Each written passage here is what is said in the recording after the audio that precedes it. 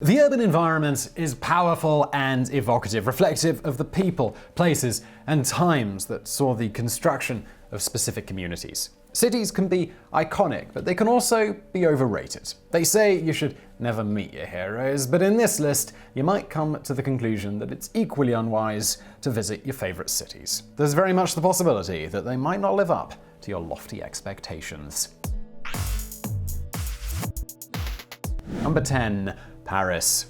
Paris may be iconic for its Eiffel Tower, culture and architecture, and for being a romantic and meaningful place to get away. However, Paris is pretty reputed to be overrated, so we're gonna check out the somewhat startling facts about this exceptionally famous French metropolis. Referred to as the City of Love or City of Lights, Paris does have a variety of most famous human artifacts to appreciate and places to check out that are of historic or cultural fame and significance. Paris even has its own Disneyland. While seen as romantic and a place of love, Paris in fact might ironically be defined as a place to get lonely. Now yes, there is much to appreciate architecturally and in the form of art and culture, but Paris is well known as a place where bids for politeness do not constitute the highest priority in day-to-day life. Paris has actually suffered the fate of being voted no less than Europe's most overrated city, topping the list due to its unfriendliness. Visitors have often complained about unduly curt or unwelcoming treatment by locals. While Paris is a dream destination for foreign visitors around the world, it seems that becoming tired of serving foreigners without perfect French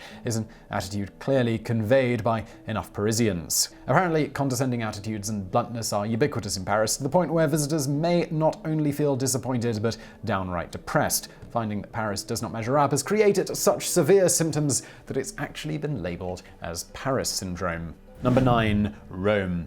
The Colosseum, the Spanish Steps, and the Pantheon. It's all in iconic Rome. And there's also plenty to see for those interested in modern history as well. The Vatican is also a stone's throw away. While the famous ancient city does have remarkable architectural sites that are rich in history of religious, civic, and political significance, as well as being the scene of great conflict and drama, Rome itself is a place that one might say has seen better days in some regards. The ruins of ancient structures in Rome have been preserved for visitors, but unfortunately a number of modern amenities have come to resemble a less appealing version of what might be called another form of ruins. Despite a steady injection of funds through tourist dollars, work to improve problematic transportation, sanitation, and municipal infrastructure shortcomings in Rome have lagged exceptionally. As money keeps coming in and the city remains crowded with tourists, a lack of efficiency and even strikes have left much to be desired, to put things mildly. Remarkably, sanitation problems, including garbage being left to the point of mass overthrow, led to threats of European Union sanctions. Further, visitors have complained about disreputable conduct from touts taking on the role of taxi drivers, cash exchangers, and guides. Rome might bring in millions of visitors yearly, but the city suffers some of Europe's lowest repeat visitor rates. Number 8. Sydney. The iconic Opera House of Sydney, Australia is so famous that one might say that it is touted rather than simply promoted. Images of Sydney are also so curiously focused on the Down Under city's famous opera house that you might make that image and the general character of the city synonymous in your imagination. However, the fact that the Sydney Opera House is such a focal point of the city's depictions might hint to the analytical minds that perhaps this is the case because there's really little else that is all that remarkable about Sydney. Furthermore, the Opera House itself is so overrated that the entire presentation begins to fall upon critical inspection. The design of the Opera House is the work of Danish architect Jorn Utzon. He won the design contest out of 233 contestants in 1956, with construction beginning in 1959 and lasting for 14 years instead of the originally anticipated 4 years. Despite the fantastical appearance of the Sydney Opera House, the acoustics have presented many problems, and it has not been the world-star venue it was intended to become. With the acoustics of the Opera House being widely criticised, makeshift solutions have often had to be sought due to some parts of the building being too big and others too small. The pit in the Opera House Theatre has been identified as too small, causing acoustic difficulties, with the concert hall being overly large, causing sound to get lost. Interestingly, Australian music magazine Limelight gave the Opera House the worst rating for acoustics out of 20 venues of significance, while giving 18th place to the concert hall. Number 7. London.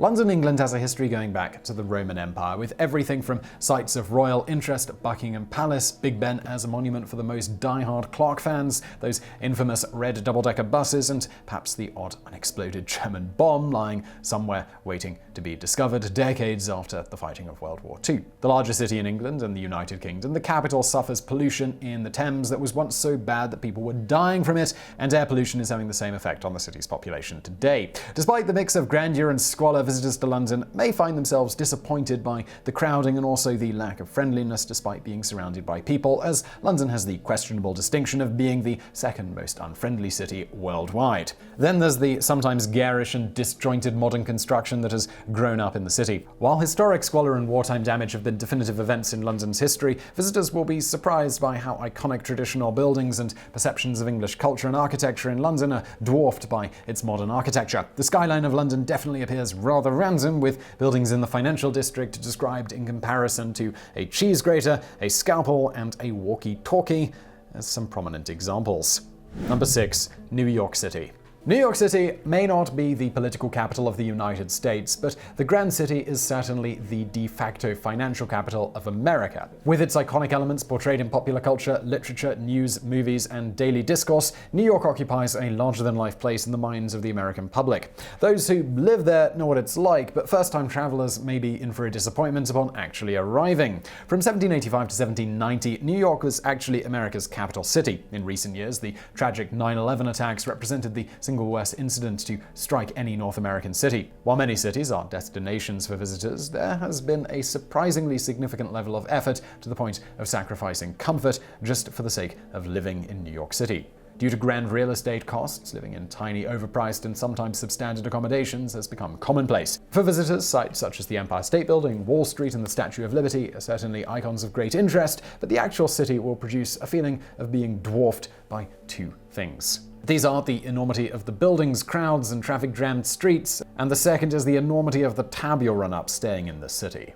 Number 5. Shanghai. Shanghai is so well known that it has become almost a cliched stand-in for popular imaginations of the People's Republic of China. Yet while Shanghai is an important Chinese city with enormous economic, historical, and cultural significance, it is a city with a significant legacy of influence by Western culture and hotspots of past East and West conflict. Known for its modern towers, including the aptly named Shanghai Tower, and a myriad of modern architectural wonders, Shanghai is also defined by the Bund, a block of iconic European colonial buildings now repurposed for a variety of uses. Yes, indeed, Shanghai might just feel a bit too westernized, and that's a valid perception based on the composition of the city by those seeking the real China.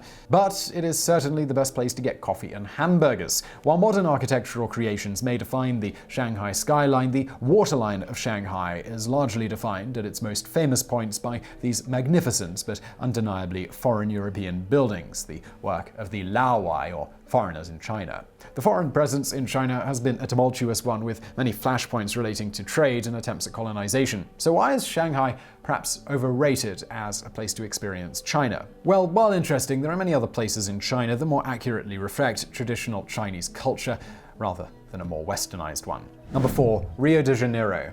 Depicted in countless movies and artistic images, Rio de Janeiro in Brazil is known for being located below the huge Christ statue that towers over the city. The world-famous statue, constructed above the sea, is 98 feet tall with a 92-foot arm span, and it was built on the 2,300-foot-tall Corcovado Mountain. While famous for everything from car race hosting to nightlife and urban tourism, Rio de Janeiro is not so great to look at once you're down amongst the buildings. Many of them are rather generic in their architectural form, and they lack a sense of place, and they're often also run down. While Rio is often promoted as a center of culture, activity, and interest for travelers in search of a lively and exotic destination, the Brazilian city is becoming a hotbed of criminal activity. Crime rates have risen so drastically that violence is feared throughout the city, costing an immense number of tourism dollars. People are becoming smart enough to stay away from many parts of Rio much of the time, to the point where lost revenue in the year 2017 totaled an incredible $200 million. Number 3. Barcelona. Spain is both renowned for positive cultural aspects and notorious for being host to events which most people do not approve of, like bullfighting. is also the site of a brutal civil war that took place in the 19th century. With all of the complexity and intrigue of Spanish architecture and historic and modern culture, Barcelona is a famous destination that draws visitors from around the world every year. But something is clearly wrong when disappointment follows the arrival of the discerning traveler. Well, so what exactly is the problem with Barcelona? While the city is a cultural icon, the true Spanish cultural experience has unfortunately been, shall we say, diluted by the emergence of an extraordinary quantity of tourist traps replacing a quality experience. At the same time, overcrowding of this already highly populated parcel of Spain is making additional visitors face immense challenges in simply getting around to see the place once they've arrived. The crowdedness of the city and the tendency for many people to treat it as a short stop, interestingly, leads many people to be less responsible given that they will be in the area for a limited amount of time, further adding to the aggravation that many visitors experience. Number 2. Athens. Afforded near mythical status for being so ancient and the place where countless Greek gods and goddesses are described as having their origins, Athens is a richer place in history and culture than it is today in the flesh, or rather in the brick and mortar. While the development of ancient democracy, philosophy, and faiths in a place where such famous humans as Socrates and deities such as Zeus and Venus have their claim is bound to make Athens a revered site in popular imagination, there is much to disappoint, according to some visitors. The city of the Acropolis and other impressive architecture actually consists of vast arrays of rundown buildings that are often crowded together without very much shade in many areas. The Acropolis itself is known for being less spectacular and archaeologically, architecturally, and historically pristine than is popularly imagined. Try to get to it and you could be turned back by heat due to the barren nature of the grounds where the ancient relics stand and monumental levels of overcrowding. Oh, and add to that the sometimes suffocating air pollution that Athens experiences. Upon arrival at the Acropolis, the scaffolding significantly takes away from the appreciation of the architecture, creating the feel of a construction site. While ancient people built the monumental sites expediently, modern repair works have taken decades and still remain underway, resulting in not only scaffolding but all manner of construction equipment anticlimactically lying around the grounds of the most iconic structures of Athens. Number 1.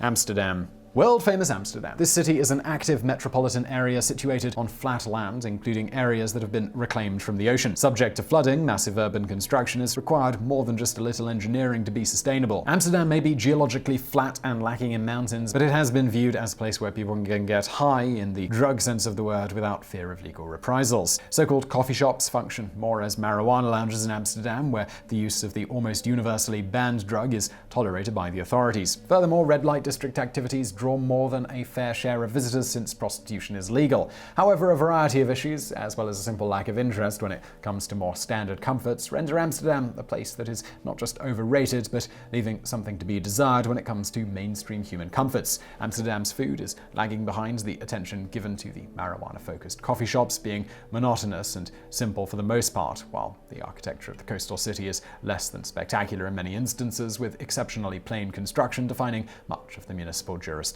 So I really hope you found that video interesting. I'm sure it's going to be controversial. Let me know what you think of it in the comments below. New videos from us every day of the week, so be sure to subscribe and hit that notification bell. And as always, thank you for watching.